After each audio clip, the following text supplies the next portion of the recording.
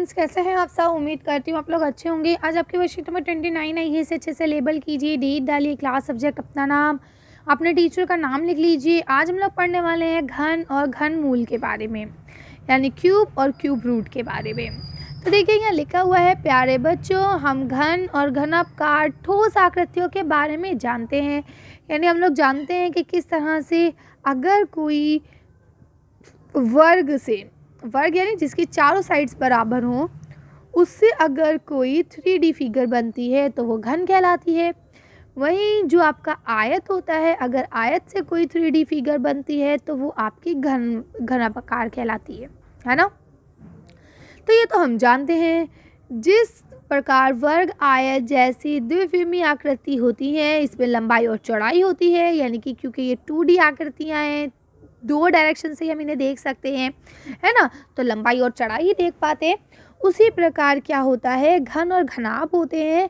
तो घन जो आपके होते हैं ये त्रिविमीय यानी 3D आकृतियाँ होती हैं, ये 3D होती हैं, है ना। इन आकृतियों की हम लंबाई चौड़ाई के साथ साथ ऊंचाई भी देख पाते हैं। ठीक है, तो इसे हम लोग अगर आयत से बनेगा, जैसे आयत घन से मिलता है। अब हम घन आकृति का आयतन ज्ञात करेंगे, तो आयतन इसका ज्ञात करेंगे। देखिए यहाँ देखिए क्षेत्रफल लिखा है, तो क्षेत्रफल कैसे निकालते हैं, लंबाई और चौड़ाई से निकालते हैं। ठीक, तो ये किसका निकला, ये निकला आपका वर्ग का। अब इसी तरह से आयतन अगर हमें निकालना है, क्या करेंगे, लंबाई, चौड़ाई और ऊंचाई तीनों को गुणा कर देंगे। ठीक है, तो देखिए यहाँ लिखा है, आओ अब हम दी गई भुजा की माप से घन आकृतियों का आयतन ज्ञात करेंगे तथा प्राप्त पूर्ण घन संख्या को भिन्न भिन्न रूपों में दर्शाएंगे तथा तालिका में दिए गए रिक्त स्थान की पूर्ति भी करेंगे। ठीक है, तो अब यहाँ पे आप लोग देखिए, यहाँ देखिए लिखा है, मज़ेदार बात त्रिविम क्या है, आकृतियों के प्रत्येक फलक जो है वो द्विम आकृतियों के होते हैं। तो ये 3D फिगर्स जो होती है, इसके सारे जो एरियाज होते हैं वो 3D होते हैं, 2D से ही बने हुए होते हैं। तो देखिए अब यहाँ आपको दिया गया ये टेबल, इस टेबल को हमें फिल करना है। ये क्या लिखा है, घन की भुजा की माप 1 2 3 4 5 6 7 8। ठीक है, तो घन का आयतन अगर 1 है तो 1 को 3 बार गुणा करेंगे तो 1 ही आएगा। तो घन की इकाई क्या हो गई, 1 का क्यूब रूट और इनटू में 1 1 1 2 है, तो 2 को 3 बार करना होगा क्योंकि घन है, घन में तो हर चीज़ 3 बार होती है। ठीक है, तो 2 इंटू 2 इंटू 2 तो 2 2 2 ज़ा 4 4 2 ज़ा 8, आंसर कितना आया, 8। तो घन की इकाई कितनी बन गई, 8 बन गई। आयतन कितना आया, 8 आया। अब उसकी संख्या कितनी हुई, 8 हुई। तो अब इसका जो रेशियो निकला, जो घातांक के रूप निकला, वो क्या निकला, 2 की पावर 3, यानी कि 2 क्यूब, है ना। 2 का घन, और घन का मतलब जब किसी के ऊपर ऐसे करके पावर लगी है, इसका मतलब क्या है कि वो उतनी बार लिखा हुआ है। ठीक है, ऐसे देखिए 3 इकाई है तो 3 तिया 27, देखिए 3 3 तिया 9 9 तिया 27। ठीक, 27, तो यहाँ कितना आ गया आपका, 27 आ गया। 3 की पावर हो गई और 3 3 3 हो गई।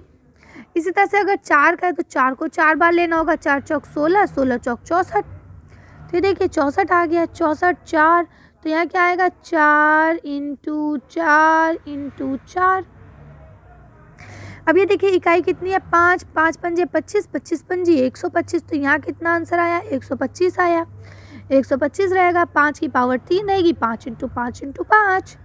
ऐसे यहाँ देखिए 6 इंटू 6, 6 की इकाई है तो 6 इंटू 6 इंटू 6 है, तो यहाँ कितना बनेगा, यहाँ बनेगा 216। तो आप यहाँ 216 लिख लीजिए। ठीक है, अब ये 216 है तो यहाँ क्या हो जाएगा, 6 की पावर क्यूब हो जाएगी, 6 के सर पे 3 लग जाएगा।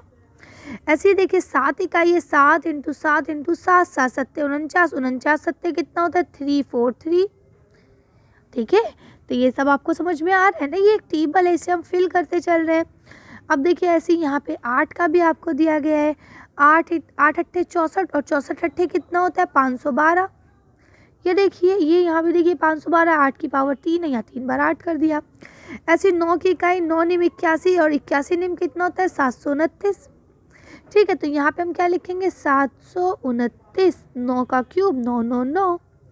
ऐसे देखिए यहाँ पे आपको लिखा है 10, तो 10 का 10 100 हो गया, और 100 को 10 से करेंगे तो 10,000 हो जाएगा, सॉरी 10,000 होगा ना, हाँ 1000 हो जाएगा।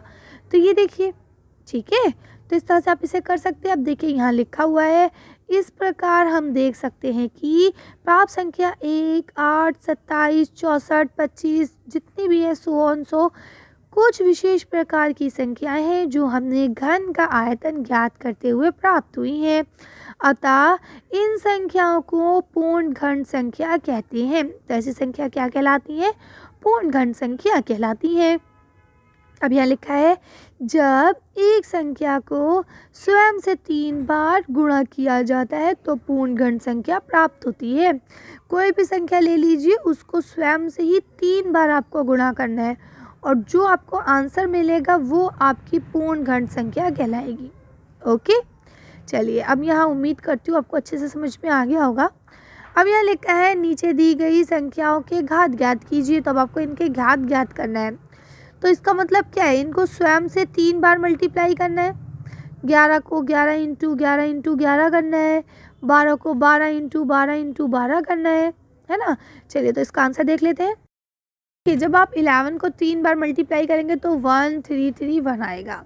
ऐसे जब 12 को करेंगे तो 1728 आएगा। ऐसे 13 को जब आप 3 बार 13 इंटू 13 इंटू 13 करने वाले हैं तो आपको आएगा 2197। ऐसे 14 को करेंगे 2744, 15 को करेंगे 3375, 16 को करेंगे 4096, 17 को करेंगे 4913, 18 को करेंगे 5832। आई बात समझ में? तो इस तरह से आप लोग इसे कर लेंगे। अब देखेंगे आपको लास्ट क्वेश्चन दिया गया है। नीचे दिए गए स्थान पर एक घन की आकृति बनाइए, यानी कि अब आपको यहाँ पे एक क्यूब बनाना है। तो चलिए इसका आंसर देख के वीडियो फिनिश करते हैं। देखिए ये रहा बच्चों आपका क्यूब, घन जिसे हम लोग बोलते हैं।